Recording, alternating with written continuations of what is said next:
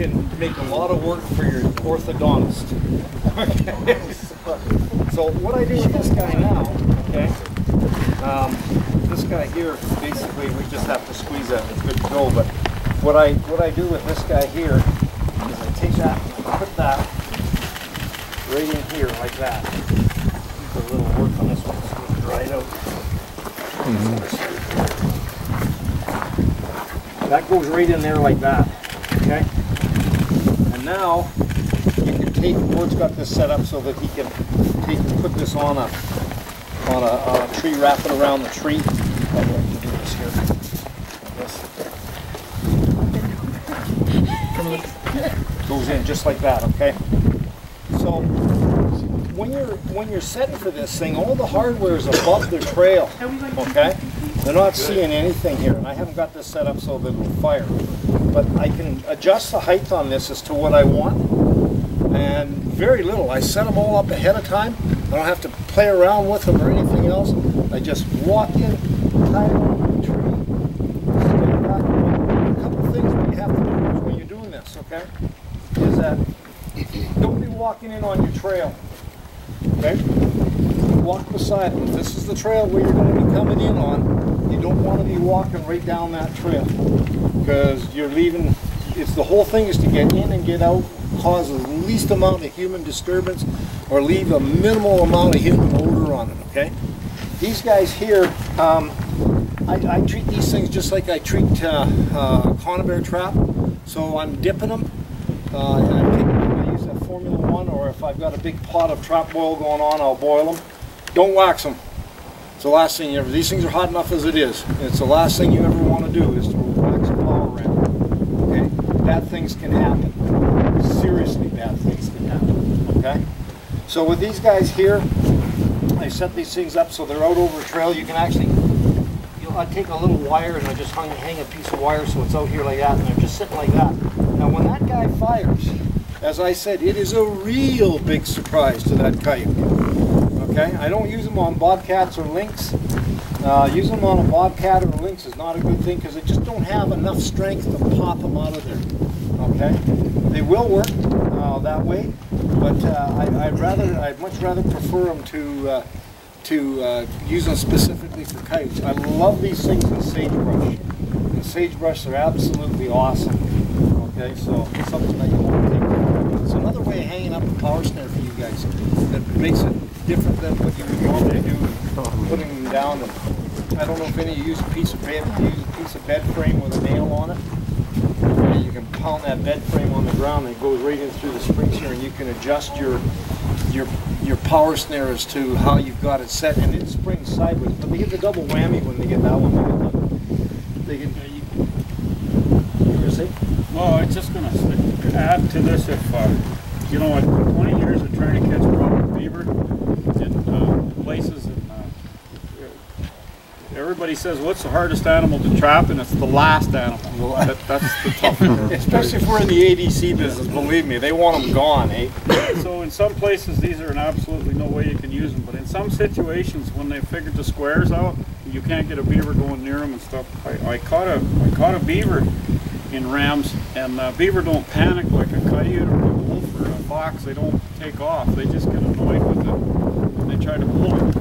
They slap it to fiddle around, and I watched one with it set the other way, and he was in there a long time before we heard sharpen the end of this, and I stick those in the water half in and half out on problem beaver that have figured out some of the other sets, and these are just, but I turn it the other way so that when this fires, it slams the beaver's head. Okay. Yeah, there's lots of things you can do with these. Anyway, I don't want to take away from what No, that's fine.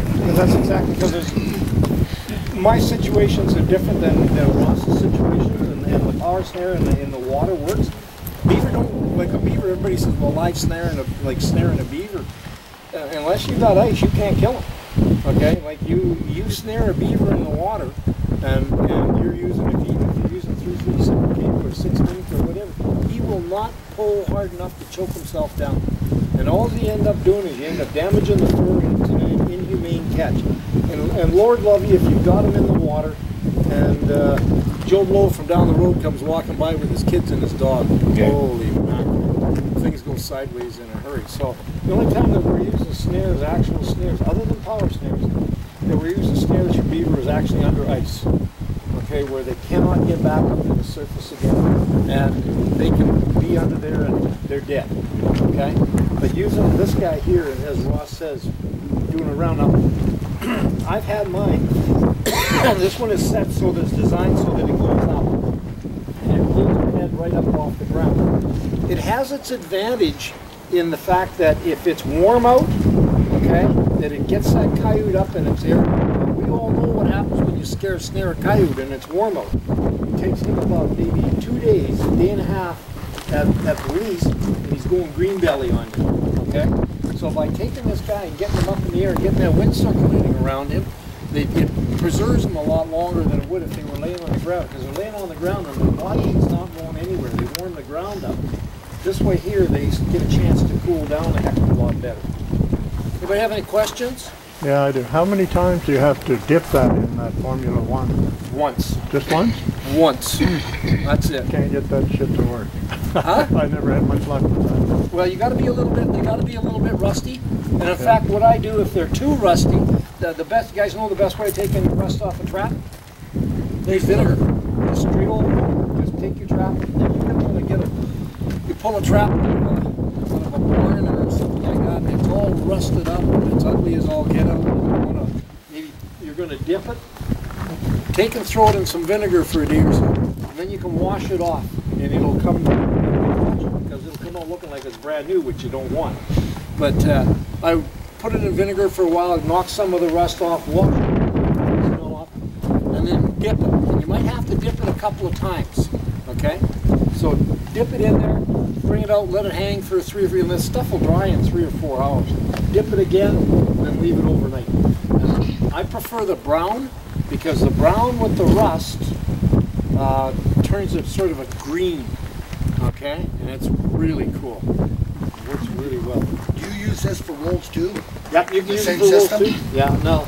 Yeah, the Wolfmaster's a bigger one. Bigger. Yeah, like this is a coyote. that's a coyote. Yeah. This is a coyote one. Now the only thing that I have an issue with rams, and I love rams, and like I'd use them if I had an opportunity. In my part of the world, I got too many people running around up there chasing bobcats, okay, or chasing cougar. My job is, you know, as a fur trapper, I have to. There's a social responsibility that we all have to assume when we're trapping. And the social responsibility is the fact that you don't want to be out there where you could hurt a kid or you could kill somebody's dog. I don't want to be responsible for killing some guy's dog. So with the power snares, there's not much of a chance you're going to get out of that. If he runs through that and hits him around the neck, he's done. But I'll tell you, I did a bunch of work this year with snares with breakaways on them, BADs. I don't know if you guys are using them, but I caught 6 cougar in the last week and a half of season. Never killed one. Every one of them blew out. BAD on a 265 BAD breakaway device. It will hold a coyote, it will hold a bobcat, it will hold a lynx. This winter I caught a moose, 3 deer, and 6 cougar. Never killed one. So again, another thing that you want to look at as an option. Okay? Yeah, we're going to talk about that when we do the regular snares and the springs and stuff. Now Ross is going to do the demo on. Yeah, you know, while I got you all together here, there's a couple of things that when I was hollering at you before, and if you have more questions, don't be. But I just want to bring this up while I've got so many of you in one spot. This has been a busy week for all of us here at the Trapper Gords College. We've had the Wild Fur Shippers Council here. We got to meet them all. The directors are here. The executive is here. Make sure you meet these guys. A lot of these guys have come up from the U.S. Pete's one of the directors, by the way. I'm your director. And but this whole thing's being sponsored by Trapper Gords, and the Wild Fur Shippers Council has put up the money to put this together to get everybody out here. We're going to cook. I think Gordy bought 200 bloody sirloin steaks to cook for everybody.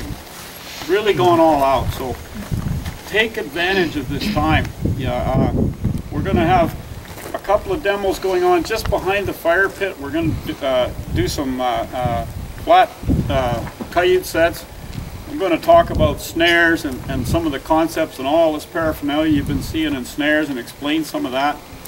Gary's going to be down doing some muskrats. There's a pond between here and Gordy's house, and he's setting up down there. He's figuring to be ready in about 5 minutes down there. And then Gordy's going to be back over here just outside his snare shop, and he's going to be doing some stuff on beaver. So you can just kind of keep making a circle and follow these guys around and make sure you can take it all in, and we can hopefully answer some questions. We've had some really good discussion with some of the guys. Jim Gibbs been really good and patient with a lot of guys talking about how much trappers will spend on $65,000 pickups and $20,000 skidoos, and they won't spend $5 to make a proper forming board to get some of that money back. This is the time that this is what we wanted to do with this, is to get you guys exposed to all of this stuff. So we're hoping you'll take advantage of it. So we'll finish up here, and you can keep quizzing Pete. He's a whiz. And then from there on, you can just make the circle. The pond I'm talking about is just on the driveway you were coming in. From there, you'll see the rest of us. You can just keep circling. You can come back here to the water trough and grab another beer or whatever it is. You're saying there that you like yours a little taller? Well, I just make mine a little bit taller because it gives me a little bit more room to wire to get it up higher. Okay, that's all. That's all. If you're thinking about putting one of them upside down for wolves, by God, really think about where you're in. Yeah. Because that thing's coming this way. Yeah, I know. So you have to think about all your clearance. Clearance coming through, yeah. Okay, clearance, and you have to think about your angle. And we're not going to steal the thunder here anyway, Ross, but you put a snare up, it has to be rock hard. And I'll let Ross continue about that later on when we're talking about snares. But this one works. It's a different way of doing a power snare. You can carry a whole bunch of them. I carry, you know, when I'm setting, if I have a station where I can set, usually up high, I get up around 5,000, 6,000 feet. I'll have a bunch of those all ready to go on the back of my truck with the safeties on. All I do is stick it on the ground, wire it on, pull the safety off, go to the next one. The reason I was asking, because we got some areas there that the wolves go all the time, but there's nothing there to set to. Yeah. So this works. That's this what works. I'm thinking. Okay. Yeah, if you have even like a little bit of scrub brush, like right here, if you had a longer one, you could come right in here and say we had a, say he's coming through here, there you go. Like that, okay? You can pick that up and tie that to a piece of scrub brush, set it right in there, make sure it's going to fire clean, okay? Works real good. Just think about putting some thought into it. Of course, you can always threaten your partner. Piss me off, I'm going to get you. Tied to the tree. Tied to